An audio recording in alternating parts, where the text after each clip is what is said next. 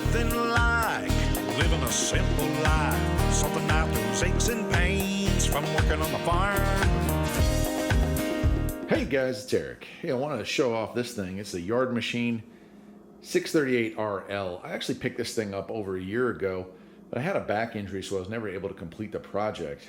With the cost of new riding mowers doubling in the last 12 months, buying older mowers like this and fixing them up is a much better deal. So if you come to the channel looking to do repairs on a mower like this, or you're thinking about buying a used one or even a new one, well, hopefully this will help you out. I'm going to give you a walk around on this thing. We'll show off its features and functions, and I'll talk to you about why it is we should probably start fixing up stuff like this rather than going out and buying new ones.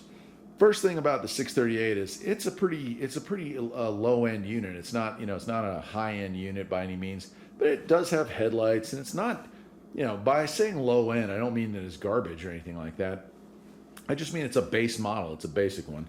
So the Mower Deck is a 38 inch. That's one of the smallest mowing decks you can get on a riding mower. And that's okay. It's perfect for smaller yards. It's also really good for getting through gated areas, stuff like that. So a 38 inch deck is actually a really good sized deck. It just takes a little bit longer to do a larger yard like I have. And this is made by MTD. They make a lot of different brands, including, MTD itself. But you can see, even though they think this is like a 2012 model, I can't remember now, to be honest with you, that it's actually in really decent shape. The stickers have held up. The body on this, the frame, the fenders, the hood, all that is real metal. So it shows and it's held up well. So it's not an inexpensive piece of machinery by any means. The wheels, the rims have held up really well. The tires are looking good on this. And a little muddy, but... And here we have our blade engagement. It's one of the things we're going to be working on. The cable for that is no good. And it is 5 different positions for height, so that's kind of a nice feature on this. You can see the chute's still in good shape on this one as well. The seat is not ripped. That's nice. You fold that up there, and we have a good sized battery in there and good springs for cushioning here. You can see the MTD tag there. I don't have my glasses on, but like I said, I think this is a 2012.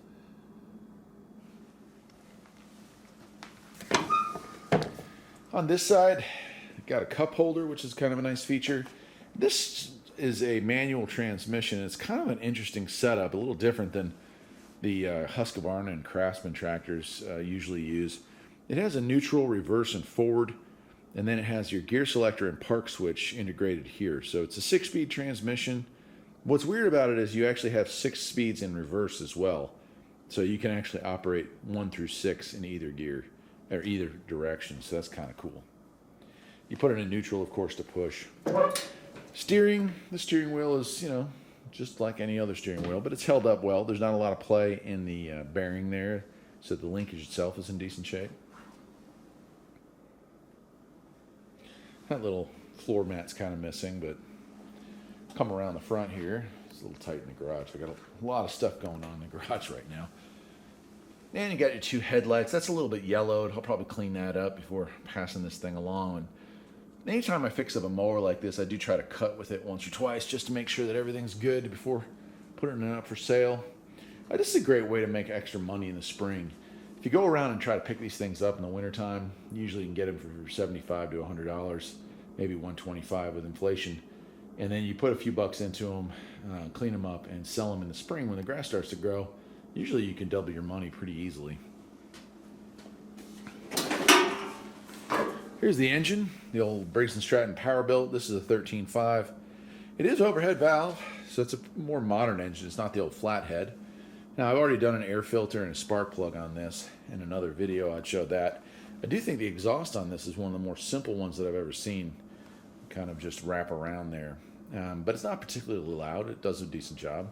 And you can see our gas tank, in fact, it's just held in by a giant zip tie, but it's holding up well. Caps there and all the rest.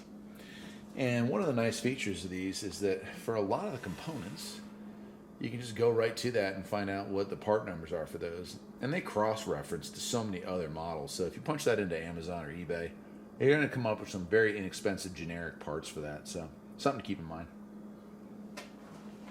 And then lastly here, I guess, we have our key for turning it on and start mode. And then we have our throttle which also includes our built-in choke. On this side, nothing, right? Just our park and gear select. On this is really interesting. The lights are always on when the engine is running. There's no separate light switch.